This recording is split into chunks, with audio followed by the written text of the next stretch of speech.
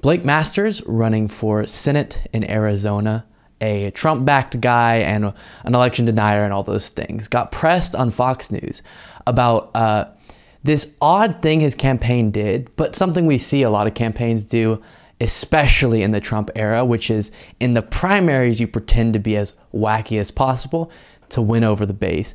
And then when the general election comes along, you soften up your rhetoric, you pretend to be more moderate. And again, I mean this specifically being unique in the sense in the Trump era of them backing off of election denying a little bit, but not unique in people getting more moderate in the general. That's something we've seen in politics for a very long time because primaries have a different dynamic than general elections. But this back and forth on Fox News, I think reveals a lot of different things about Blake Masters, about a lot of these MAGA candidates, and the way in which they're trying to frame this conversation to successfully get through the general election, but then also not alienate their base too much. So we'll discuss all of that after watching this clip.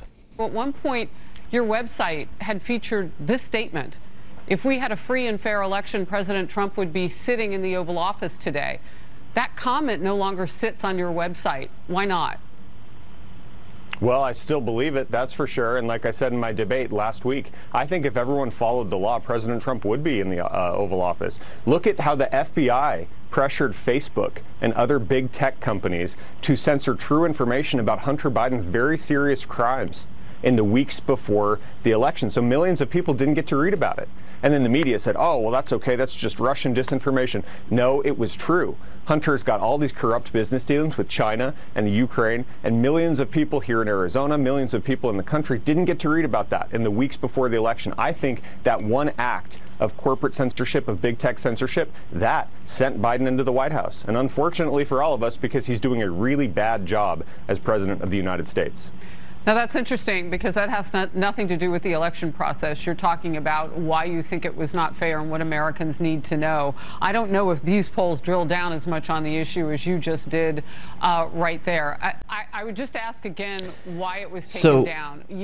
We'll let him follow up in a second, but one of the important parts about this is we're seeing across the board a lot of candidates who are trying to stop saying the election was fraudulent and it was stolen through the machines and blah, blah, blah, and instead highlight, oh, this kind of manipulated story from their perspective about the FBI going and interfering with Facebook's regulation policies and forcing them to take down Hunter Biden stories. That's not what happened.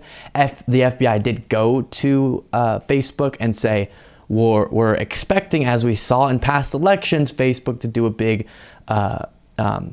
for Russia to do a big misinformation push in the build up to this election. So look out for it. They didn't say you have to. They didn't say specifically this particular story needs to come down. That never happened. But they're trying to now frame the conversation as, okay, we're not going to say it was fraudulent, but we're going to say it wasn't fair because of the Hunter Biden story.